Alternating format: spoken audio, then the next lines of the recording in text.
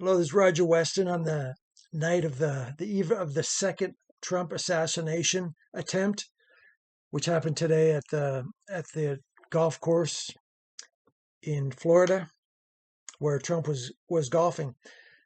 Possible motive uncovered. Now, this is speculative, but when we take a look at when we compare the Trump assassination attempt with the Sadat assassination, a couple of interesting angles or possibilities come to the surface. Now, Sadat, in 1979, Israel and Egypt signed a historic peace treaty. Israel withdrew its troops and settlers from the Sinai by April 1982 in exchange for the establishment of normal diplomatic relations with Egypt. Sadat was rewarded with the Nobel Peace Prize in 1978. Now, after receiving the Nobel Peace Prize, of course, he needs to be assassinated because we don't like peace, apparently, on this planet.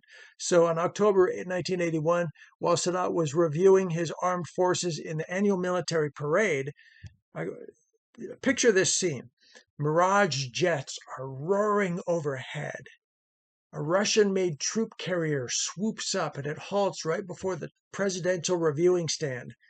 An artillery lieutenant, Khalid Islambouli, strodes forward. Sadat stood to receive his salute in the sweltering heat. Whereupon, assassins rose from the truck, throwing grenades and firing their assault rifles. Sadat was shot in the head. Collateral damage included several other fatalities. Now, compare that with what happened today with the attempted assassination of Donald Trump. Keep in mind that who we're talking about: Donald Trump, former president. Now, Trump is credited with brokering the historic peace agreement between Israel and the Sudan. So Trump brokered the Abraham Peace Accords, which is perhaps, well, it was another peace agreement in the Middle East, which aren't easy to come by in the world's most constant region with constant war and problems. So this has the Abraham Accords, brokered by Trump. This historical peace agreement follows a similar agreements between Israel and the United Arab Emirates and Israel and the Kingdom of Bahrain. Now, the United Arab Emirates, Bahrain, and Sudan are the first Arab nations to normalize regions in over 25 years. So here's a quote from the Jewish Chronicle. As tensions remain high between Israel, Iran, and much of the Arab world, the Abraham Accords and the progress they have made to strengthen relations in the region have been a rare exception to this animosity. In fact, so strong was this progress that there was even suggested that Hamas launch the October 7 attacks in order to frustrate progress in Saudi normalization with Israel. Is extremists clearly do not want or care for peace in the region, coming from the Jewish Chronicle. Now, I heard from another report that the today's Donald Trump assassin doesn't like Jews. So it's a possible motive. The fact that, similar to Sadat, who created a peace agreement in the Middle East, Trump also did. And what do you know? Just total coincidence. Now, Trump didn't get the Nobel Peace Prize because these days you have to be someone like Obama and be popular in order to get that Peace Prize. Or, if you're not, it's a political deal. If you're not on the right side, you're not going to get it these days. So Trump didn't get that, but he did create this peace deal. And what do you know? This is the second assassination attempt on him in 3-month period.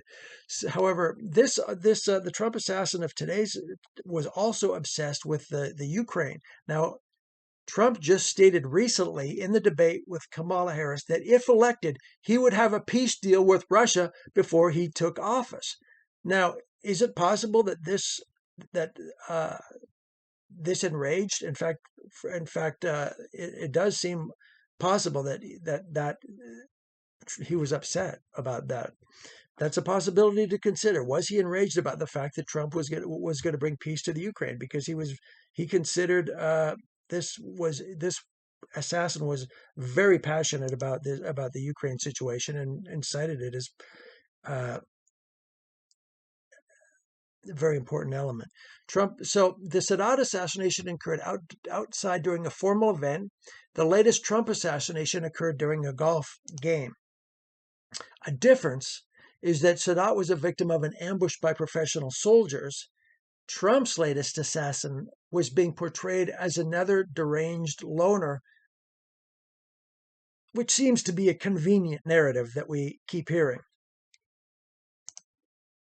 Not sure if we'll ever learn the truth about who he was working for. He may not even know who he was working for, if in fact he was more than just another deranged loner. So there you go. There's another possibilities about motives behind this. Just speculation. We'll perhaps never know the truth. Thanks for watching, and this is Roger West. And you may want to check out my Chuck Brandt action series under Roger West and Chuck Brandt action series on Amazon. If you're interested in action series fiction. Thanks for watching, and good night.